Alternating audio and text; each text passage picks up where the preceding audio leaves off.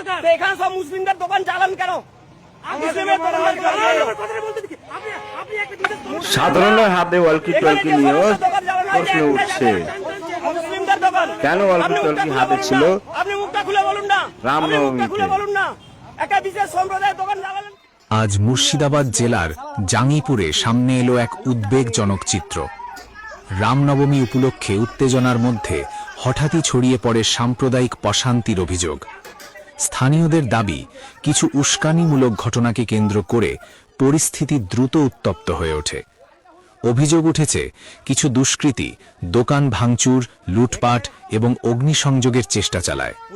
এই ঘটনায় বেশ কয়েকজন গুরুতরভাবে আহত হন। আহতদের পরিবারের পক্ষ থেকে অভিযোগ, পুরো ঘটনায় পুলিশ প্রশাসন সময়মতো হস্তক্ষেপ করেনি, বরং অনেক ক্ষেত্রে নিষ্ক্রিয় ভূমিকা নিয়েছে। এদিকে কিছু রাজনৈতিক সংগঠনের বিরুদ্ধে সরাসরি হামলার অভিযোগ উঠেছে, যার মধ্যে আরএসএসের নামও স্থানীয়দের অভিযোগে উঠে এসেছে।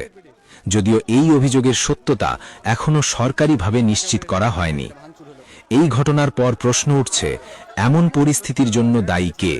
প্রশাসনের ভূমিকা নিয়েও শুরু হয়েছে জোর বিতর্ক। এখন দেখার বিষয়, প্রশাসন কী পদক্ষেপ নেয় এবং ভবিষ্যতে এমন ঘটনা রুখতে কী ব্যবস্থা নেওয়া হয়। স্থানীয় সূত্রে জানা যাচ্ছে, একটি আই লাভ মোহাম্মদ লেখা পতাকা সরিয়ে সেখানে রামনবমীর পতাকা টানানোকে কেন্দ্র করে দুই পক্ষের মধ্যে বিবাদ শুরু হয়। মুহূর্তের মধ্যে সেই বিবাদ রূপ নেয় উত্তেজনায়। অভিযোগ, এরপরই কিছু দুষ্কৃতী ভাঙচুর, লুটপাট এবং অগ্নিসংযোগের চেষ্টা চালায়। ঘটনায় বেশ কয়েকজন গুরুতরভাবে আহত হন। আহতদের পরিবারের দাবি, পরিস্থিতি নিয়ন্ত্রণে আনতে প্রশাসন সময় মতো হস্তক্ষেপ করতে পারত, কিন্তু অভিযোগ, পুলিশ ঘটনাস্থলে উপস্থিত থেকেও কার্যকর পদক্ষেপ নেয়নি। এদিকে কিছু সংগঠনের বিরুদ্ধে হামলার অভিযোগ উঠেছে, যদিও এই বিষয়ে এখনো পর্যন্ত কোনো সরকারি নিশ্চিতকরণ মেলেনি।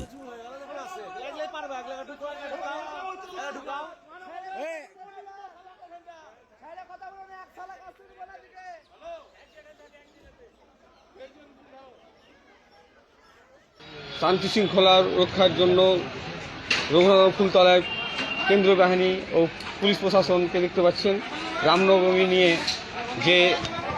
নিয়ে যে একটা বিশৃঙ্খলা সৃষ্টি হয়েছে, সেই নিয়ে পুলিশ প্রশাসন তৎপর দেখতে পাচ্ছেন, কেন্দ্রীয় বাহিনী এবং এখানে রঘুনাথ থানার পুলিশ থেকে, জঙ্গিপুর জেলা পুলিশ থেকে শুরু করে তৎপর।